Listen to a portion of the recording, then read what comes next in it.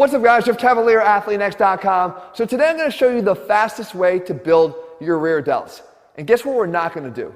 We're not going to use a light dumbbell like this and do a reverse fly. And there's nothing wrong with the motion because we know that the function of the rear delt is to get that arm back behind our body. But if you always do it in this straight arm fashion, which I've actually talked about here on this channel before, you're limiting the amount of activation of the rear delt. You're limiting the capacity of the rear delt to actually perform the lift. Because what happens is, we know again, extension, getting that arm behind the body. If I just take my arm and I do it straight, anatomically I'm limiting the amount of extension I can get of my humerus behind my body versus if I actually change the position, bend the elbow, and keep going back. I get much more extension of the arm back behind my body than I do when I go straight. Good. So that would say, well, this is probably a reason why you wouldn't want to do the rear delt fly, but there's another reason why you wouldn't. Because the rear delt, like the middle delt and front delt, it has a high capacity to handle some load. It's not the weak link that it's made out to be, where, oh, I can only handle 5-pound and 10-pound dumbbells to do it. Guys, it's got a lot higher capacity for strength if you allow it to. But when I take this and I do a straight arm reverse fly, what I'm doing is, because I'm increasing the moment arm by extending the elbow out on the rear delt, I'm dramatically inhibiting its ability to lift any type of weight. Because it's very difficult. This 5-pound weight gets heavy when I lift it out straight like that. So what we do is we don't worry about keeping it straight. We want to get into a bent arm setup. And the best way to do this is actually with the classic back exercise, and that's the seated row.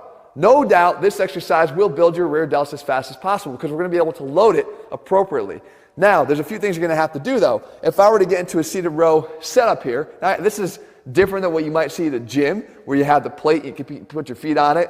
But this is what I have to do here. This is my counterforce for my feet. The fact is, we need to choose the right attachment because a lot of us will go and we'll use this, right? And we take this and we go and we pull, and we might feel a little bit the next day in the rear delt, but we're doing this as a lat exercise. And of course, it does train your lats because you're getting a good stretch on your lats out here, and then pull back, adduction of your arm into your side. The issue with this is the handle. We know that if I bring the handle, this is about as far as I can get, and this is going to limit the amount of extension I can get that arm behind the body again. Remember, just focus on from here to here, how much extension can I get back? If this handle is used, we're going to get stuck here. Now, you might say, well, just use a straight bar.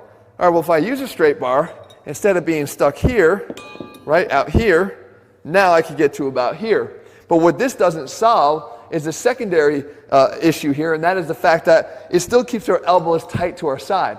And I mentioned this being a lat exercise. The more tight to your side your elbows are, the more activation of the lats in favor of the rear delt. The way that we want to get our rear delt to take over here and do as much of the work as possible is to get those elbows out high. Get out of adduction.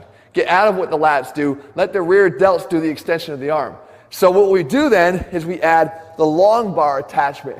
That's just going to get us the best effect because the long bar will allow us to grab out wider, which is going to take our arms away from our body here out of adduction. All right, so this is what it all looks like when we play it out for real. We obviously have a lot heavier weight than anything we would handle in some rear delt fly setup. We sit up nice and tall, arms are out wide, and we're going to try to get this upper arm back as far behind our body as possible. Okay? And again, the elbows are high. They're not tucked in down here. They're high. We come out, and come back, and drive them back. And you can see that rear delt fired up. And I can tell you, if you haven't done a seated row in a long time, you do these, and your rear delts will be on fire for the next 5 days, especially if you haven't done them for a while. And I'm not saying you're not working your back here. You can see every muscle in my back working. It's just that preferentially, because of the elbow placement and because of our focus on getting the elbow back behind our body into extension, we're really making the rear delts work here. And because the load is substantially higher than what we've probably used on the rear delts, you're going to see some quick increases here in both the strength of the rear delt and also the size response to it because of the overload. So the fact is, guys, if you're trying to train your rear delts, which you should be, just because you can't see them doesn't mean you don't need to develop them, then you have an option to see a lot faster growth if you stop thinking about just the things that everybody else does, those kind of lame rear delt flies. There's much better options, as you just saw here. Sometimes it's a classic old back exercise. So guys, I hope you found the video helpful. If you did, leave your comments and thumbs up below. Let me know what you want me to cover. I'll do my best to do that for you. If you're looking for step-by-step programs where we make exercise selections by applying a level of science to what we select. There's a reason and a meaning for everything we do in the gym. You have to apply that to your programs if you want to see the best results from them. All of our programs do that at athletenext.com. In the meantime, if you haven't already done so, guys, please click subscribe and turn on your notifications so you never miss a video when I put one out. All right, guys, see you soon.